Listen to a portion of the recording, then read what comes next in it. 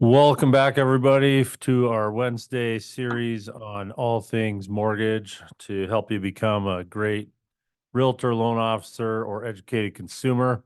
And today is one that affects the most people that are in the industry, self-employed. And I asked Maria to retitle it Self-Employed Hacks because it sounded cool. But the idea is to give you a little bit of a vision on some ways to get slightly better outcomes when you're applying for a loan and you're self-employed. So I'm going to get to the good stuff toward the end. And then I'm going to start off with the worst possible scenario, not to sound negative, but to just kind of give you a vision of why you might need this information. So in a way, if everything were perfect in the world, it wouldn't matter who you went with. You would just get a loan because you deserve one or you don't deserve one. But unfortunately, there's lots of guidelines that help guide whether a loan is a good decision or not. And one of the big things is whether it's conservative or, um, I guess you could say liberal, but whether they're rooting for you. And we at Black Dot Mortgage, we like to root for the borrower to get the best loan possible. And so sometimes the most conservative rules don't think about other factors that can show that the loan is actually a pretty good loan, even if the conservative analysis maybe yields lower income, which holds the borrower back. So, first thing I'm going to tell you is what the most conservative way to do self-employed underwriting is. And then when you think about banks that have turned people down and then they've been able to go to a broker or another lender and get approved, well, why did that happen? Well, that happened because the first lender went with the most conservative way of looking at it, and the other lender kind of looked more deep into the situation and found a better way to do the loan, which is what we like to do.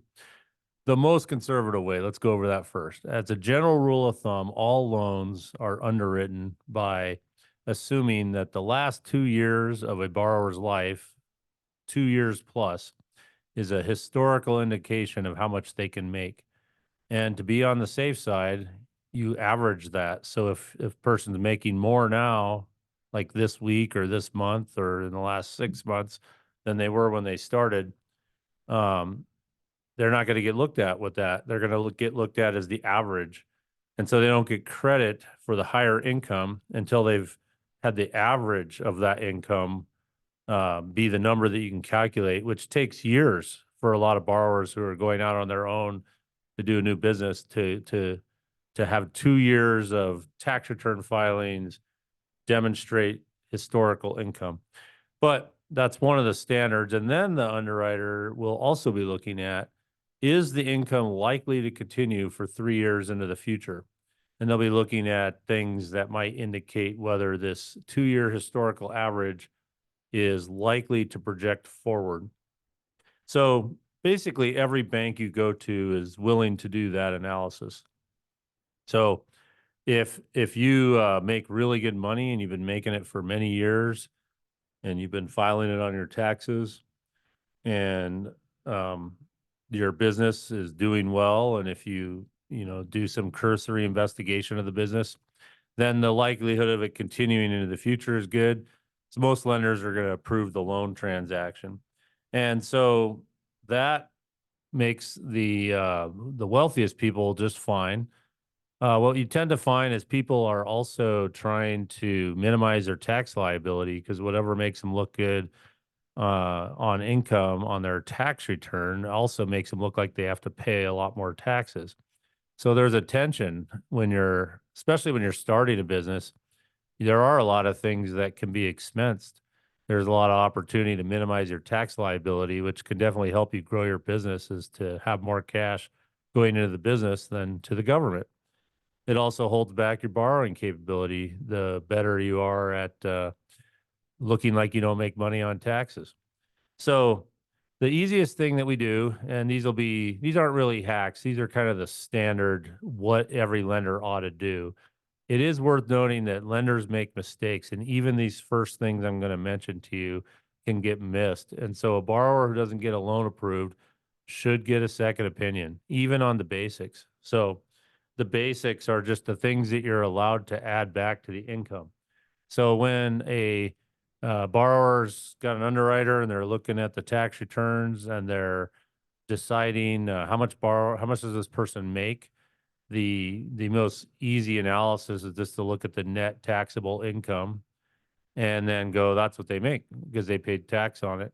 But there's some things that you can add back, and they're fairly commonly understood, but worth noting because if you don't add them back, you won't get credit for them on your mortgage application. So the lender should be adding back any depreciation because depreciation is not a actual cash expenditure of the business. And so if you buy something like say a piece of equipment and it might go on the books as an asset, and then the accountant might depreciate it, and that counts as a drop against the income, but it's actually an asset. So that depreciation isn't actually a check that the business wrote. So those numbers usually get added back.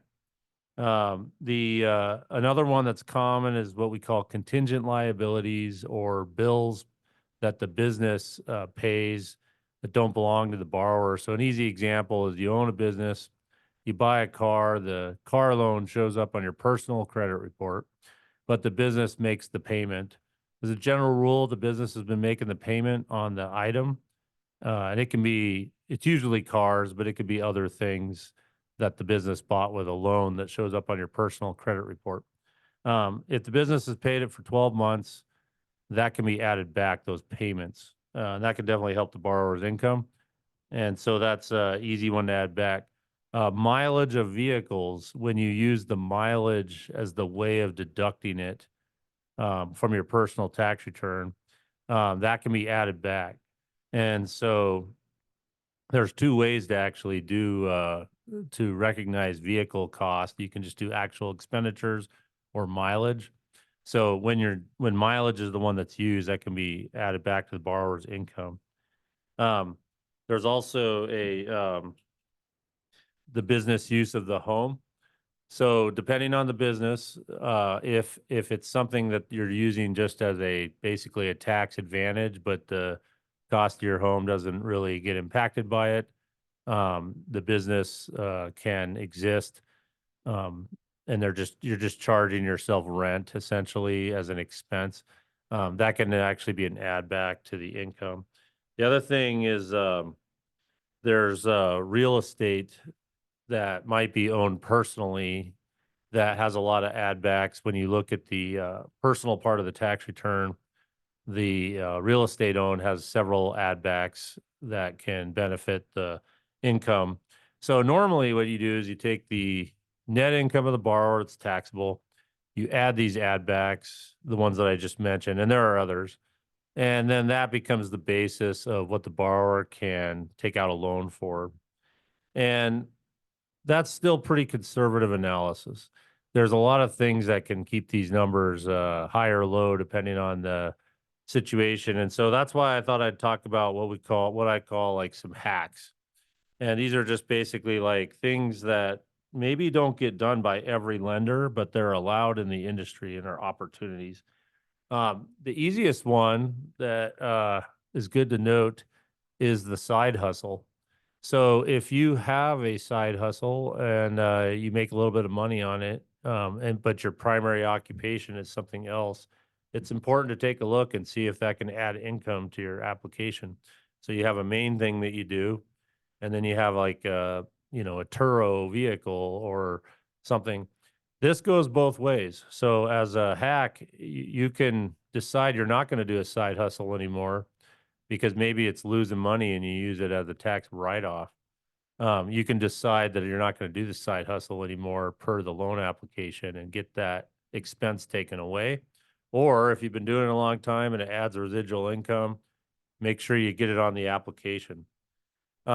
The other one, and I find this one to be the most beneficial because it's not used uniformly at all lenders, but it is something that's generally allowable. And it's basically the 1 year tax return analysis versus the 2 year tax return analysis. And there's a difference as to whether you get the opportunity to use this.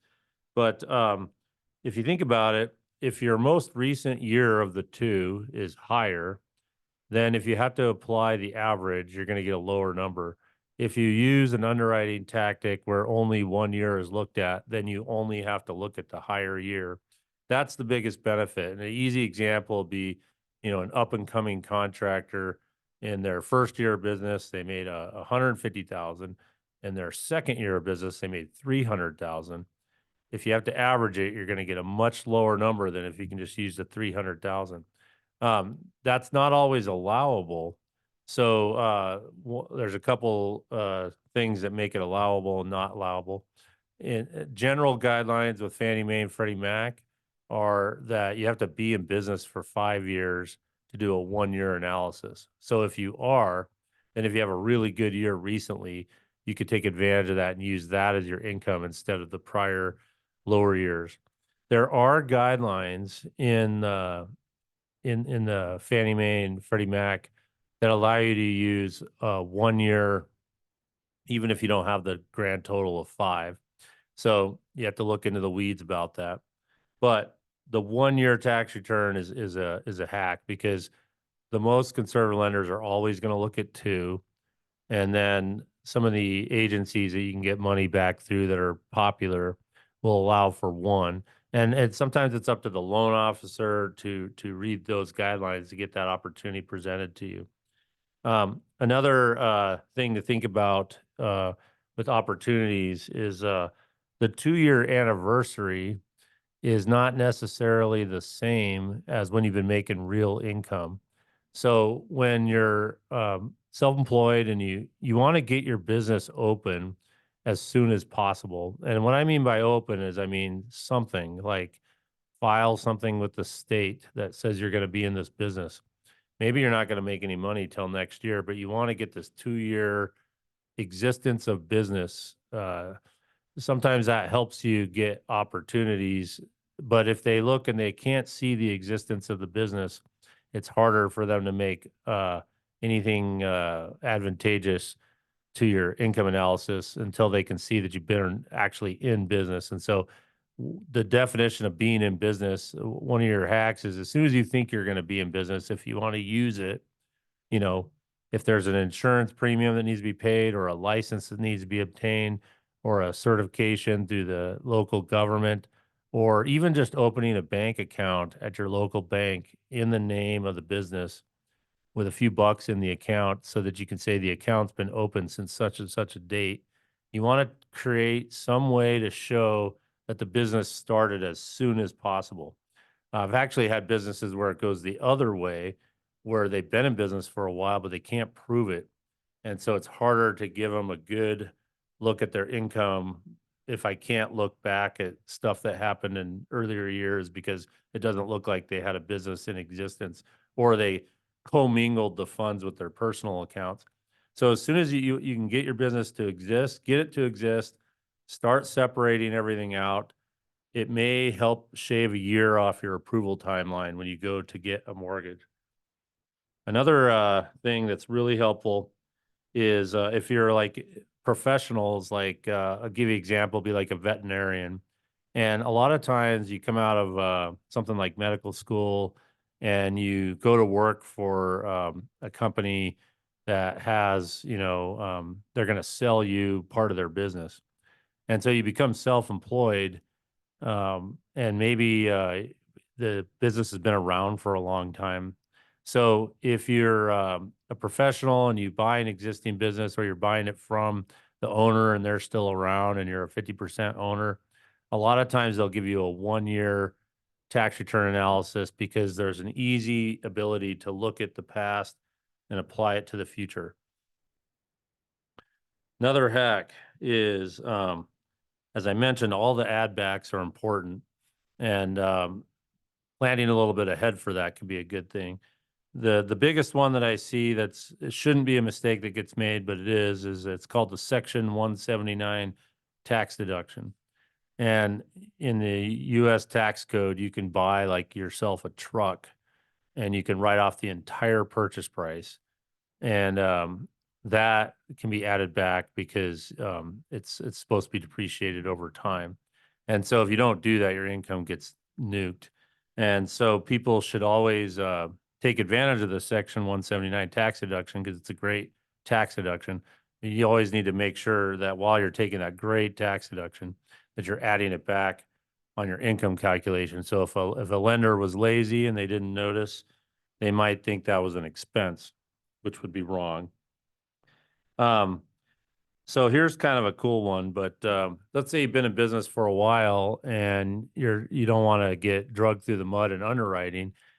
There's a provision where if you've been in business for 5 years and if you're using your personal funds for the down payment and the income of the business has been increasing over the last 2 years per the personal tax return, not the business tax return. If you meet those three, the lender actually doesn't have to look at the business tax return.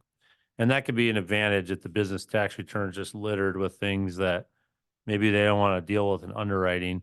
If the amount of income that transfers from the business return is sufficient for the loan and the other two standards are met, the years in business and the increase in income, they will actually waive the requirement to even look at the business tax returns. That can be an advantage for certain types of businesses where their business tax returns just provide lots of information that make underwriters put you through the ringer.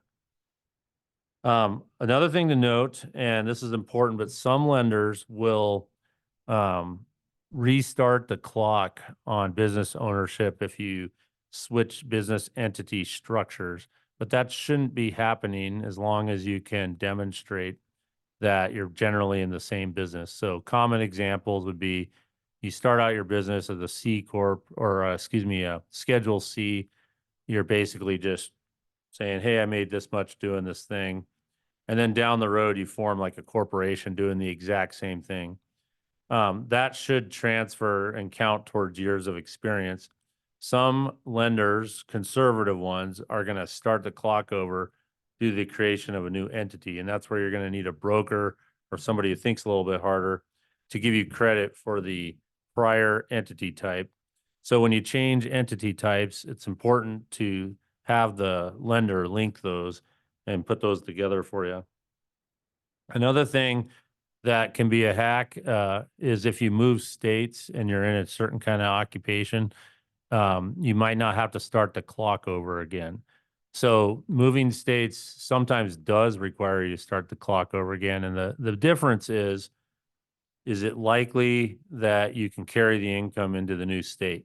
So examples of if you have a business where the way that you get the income doesn't matter what state you live in, then you might be able to make a case to the underwriter that just because you moved and set up a new entity in another state, that the income from the prior state transfers.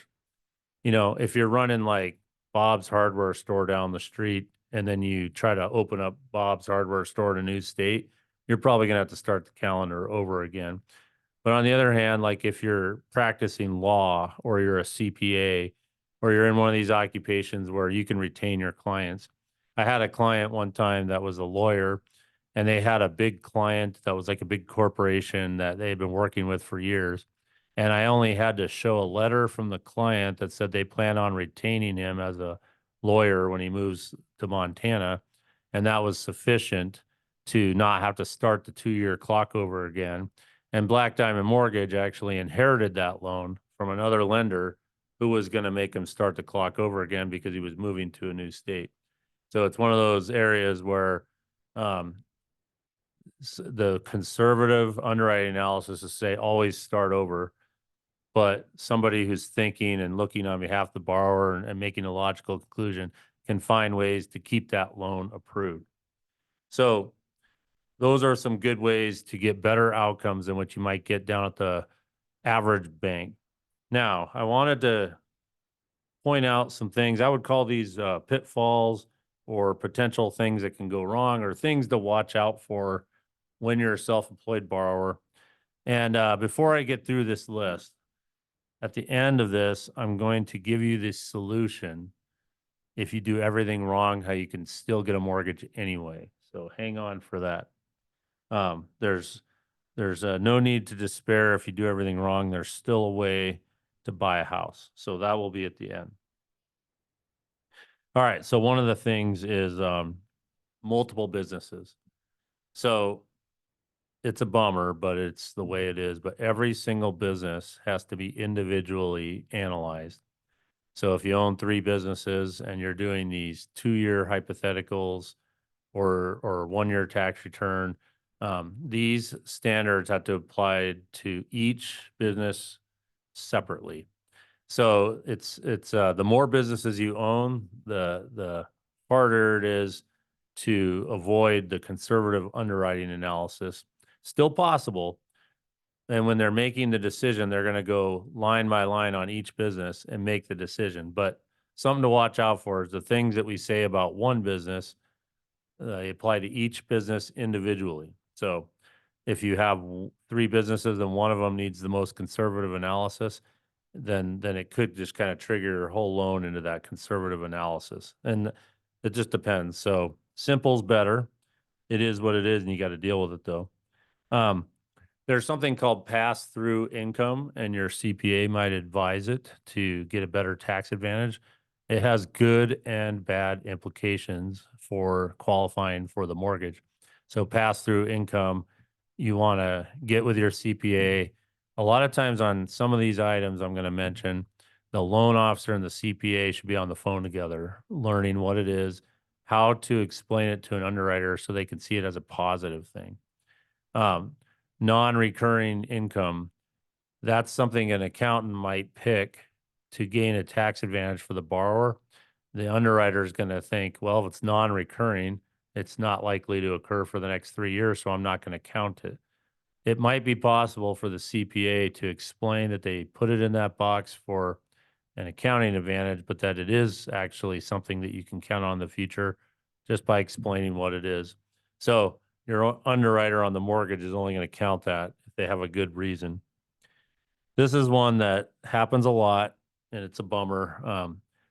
It shouldn't be a bummer, but it's something you need to know about. So lenders are going to validate the taxes filed with transcripts. And basically what happens is the borrower gives us authorization to submit a request for IRS transcripts.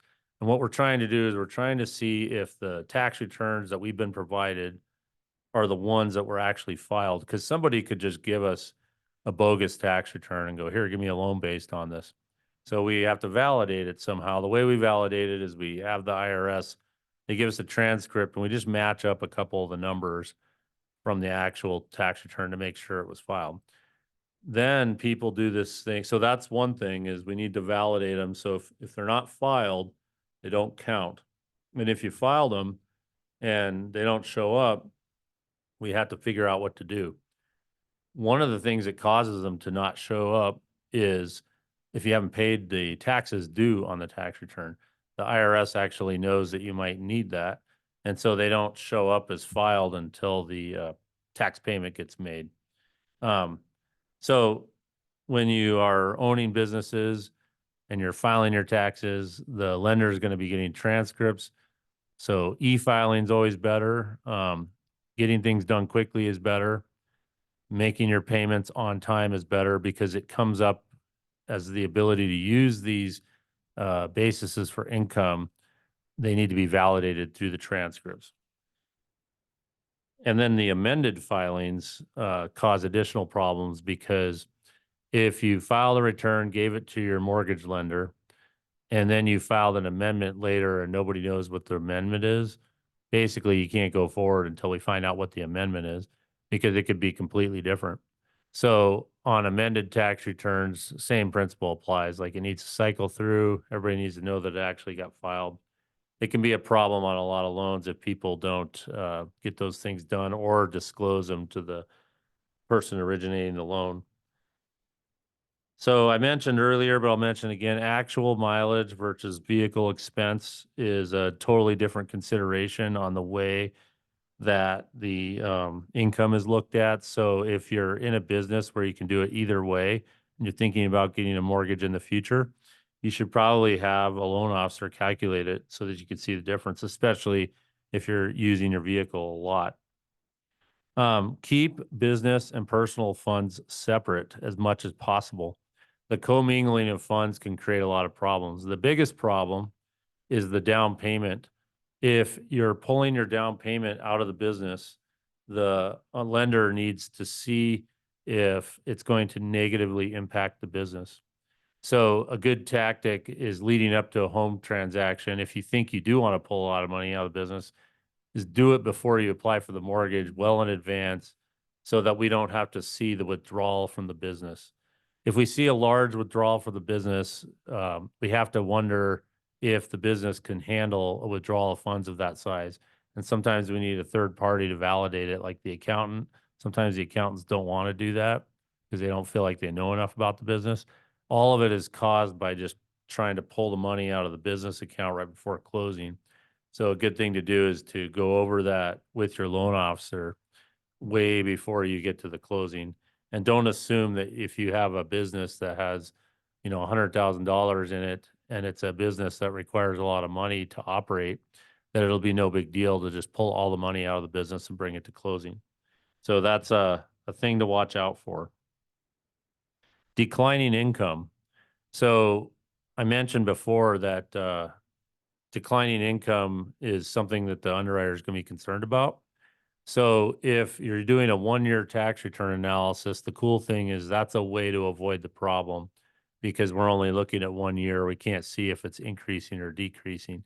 If we have a 2-year analysis and the current year is way lower, they can actually consider the business unlendable because it's declining. So like if you went from 300,000 to 150,000, that's such a big drop in income. Who's to say that it's not going to be even worse next year?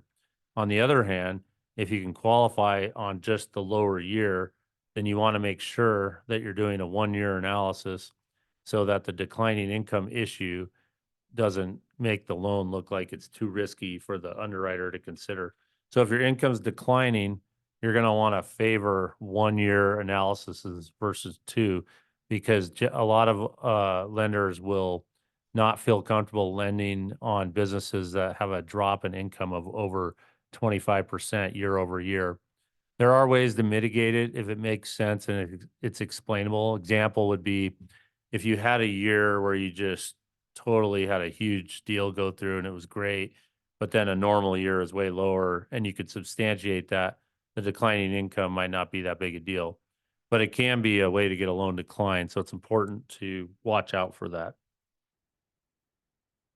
I mentioned it before, but the down payment assets are important.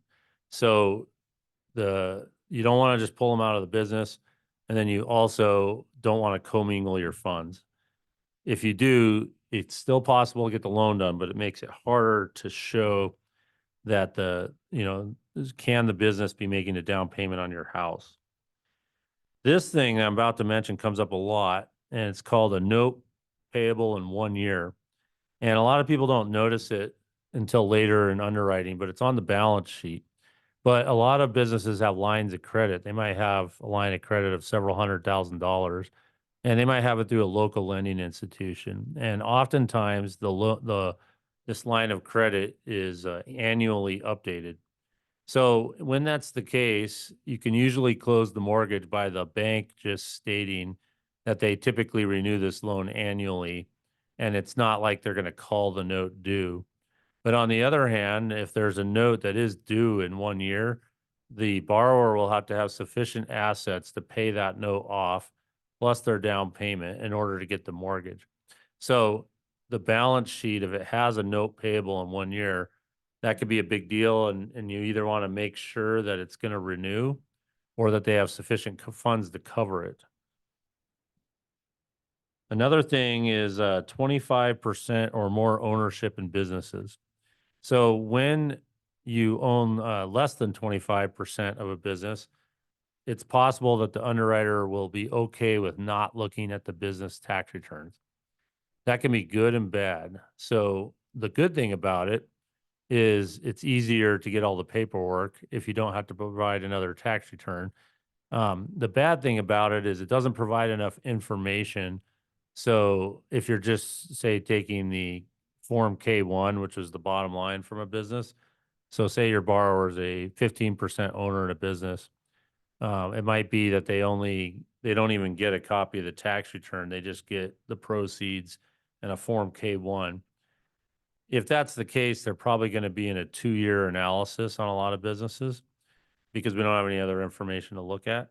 And then the other thing is I can't add back anything because I don't get to look at it.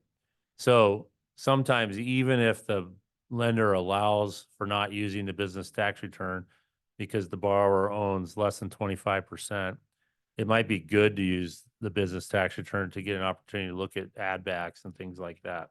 But something to note is if you're less than 25% owner, it can be good or bad how that gets looked at. I mentioned it before, but I'll mention it again. Pay your taxes when they're due. That sounds like the most obvious thing to say. But when you go to get the mortgage, we don't consider the income valid on a tax return unless you paid the tax. Sometimes you can be in a payment plan with the IRS if you got a one-off big tax amount that you owed, and then you entered a payment plan and you're making those payments, and then your normal tax liability is lower. They can be an exception made, but as a general rule of thumb, you need to pay your taxes, and that's the way that we can tell that you can actually handle the income that you're making. The last thing I'll just say on things to watch out for self-employed borrowers is there's the income side, which we talked about in great detail already. The other side is the balance sheet. And so the balance sheet is part of the tax return. And I mentioned that we look at like, is there a note payable in 1 year? Another thing we will look at from time to time is the liquidity of the business. So as a general rule of thumb, if you're in a business and it looks like you don't have enough liquid assets to operate, that could be a trigger to an underwriter. So, as an example, if you have huge liabilities on the balance sheet and no cash, it might look like you have a liquidity issue that needs to be addressed. So, the lender will look at the income of the borrower, and then they'll also, if there's a lot going on and the balance sheet's quite complex, they may perform what's called a liquidity analysis to see if there's enough available funds to keep the business going the way it ought to be run. All right, there's all that. Now, what about the other ways to get loans if you've been through underwriting, you've had your taxes looked at, you're still not getting what you want, and you want to get a loan anyway? Um, the cool thing is the easiest solution is the down payment. If you have 25% down and your tax returns are never going to show any income, then you go for an alternative product. And the alternative products are going to be either a DSCR loan, there is a bank statement loan, and then we also have a community development loan where income is not looked at. You just make a down payment. The secret in all these is 25% down is generally going to get you a loan where income is not considered a relevant factor. And then there's different terms on the different products. The bank statement loan can be an advantage because that one also allows for a 1 year look at the bank statements instead of two in some circumstances. They're looking for lots of deposits. So if you're a self-employed borrower and the tax returns just aren't doing it for you, but you have the down payment, you'll be able to look at that option. And then big picture is bank statement loans can sometimes go a little bit less than the 25% down as well. And so if you can't pass all these tests we talked about, there are alternative options for self-employed borrowers to get loans. And then you can actually go back to what's going to get you into the prime loans and maybe plan for that as a way to get out of the if you start out with a bank statement loan or a DSCR loan and you want to get slightly better terms in the future, you can know what to aim for on your tax returns in future years. Tons of information just covered. I have a question, and that is this is a live program that's being recorded. I have a couple people in the room, a couple people on Zoom. Does anybody have a self-employed question?